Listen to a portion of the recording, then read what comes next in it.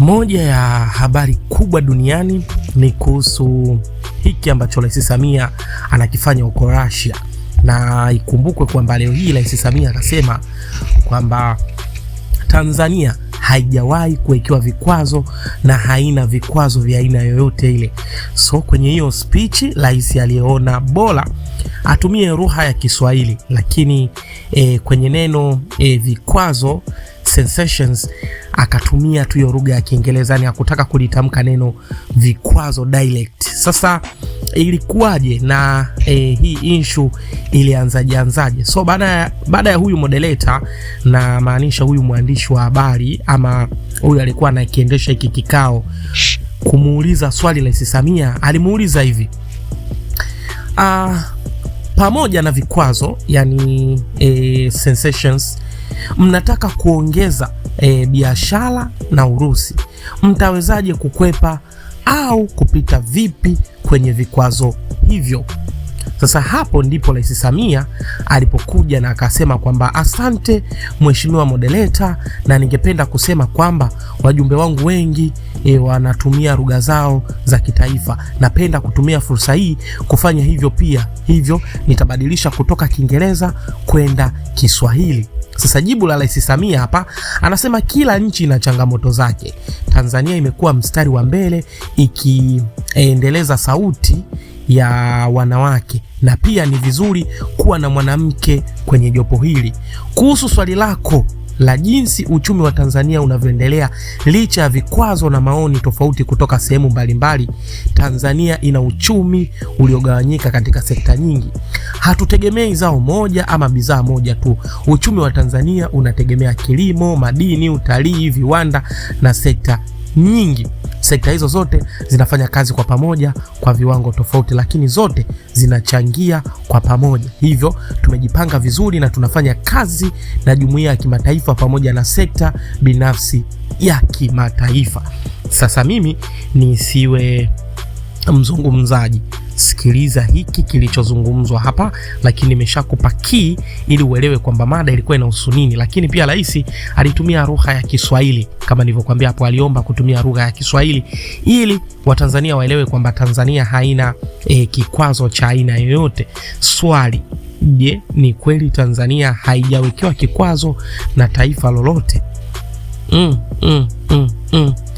Basi kama ndo hivyo, tukutane kwenye comment hapo.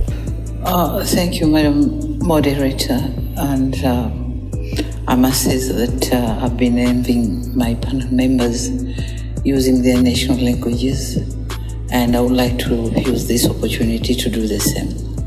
So I'll switch from English to Swahili. Yeah. Umeniuliza swala la sanction na tutafanya vipi kwenda kwenye maendeleo. Nataka nikuhakikishie kwamba Tanzania haiko kwenye sanction. Hatuko kabisa kwenye sanction, na tunajipanga kufanya maendeleo ya nchi yetu, lakini hatuko kwenye sanction. Yeah.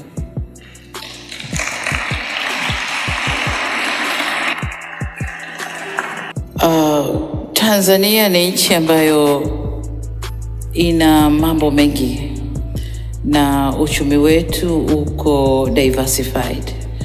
Hatutegemei zao moja au one commodity. Uchumi wa Tanzania unategemea kilimo, unategemea madini, unategemea utalii, unategemea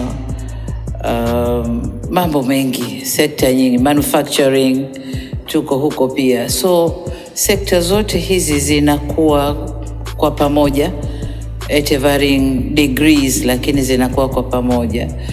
So tumejipanga kiasi ambacho tunafanya kazi na international community, private sector of the international community, na wengi wanaitikia kuja Tanzania kuwekeza na kufanya biashara.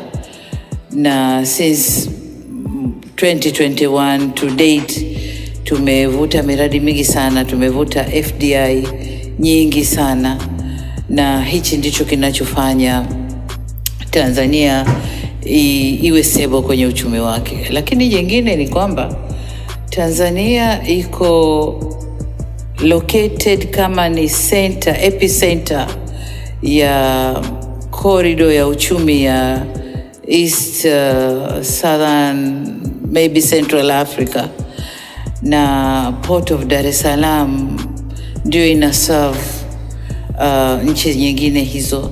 Sasa Tanzania being strategically located to serve other landlocked countries, that it by self, hiyo peke yake inafanya Tanzania kuwa na mambo mengi ya kufanya, kuvutia vitu vingi ndani ya nchi. And so kwenye region ile Tanzania iko very vibrant na uchumi wake unakuwa very steadily. We have never missed a step. Tunakuwa since 2021, we started with 4%, and then tumekwenda 4.5, 5.5, last year 6, and this year we're expecting 6.3. So hicho. Lakini umeniuliza kwamba kuwa na rais mwanamke unawezaje kusustain huo uchumi. Labda niseme kwamba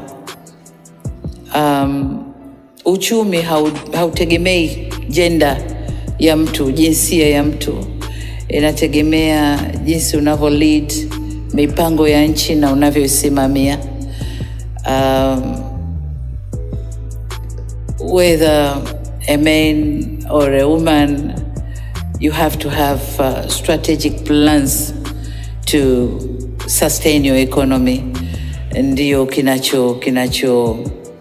kinacho mata kwenye hali hiyo.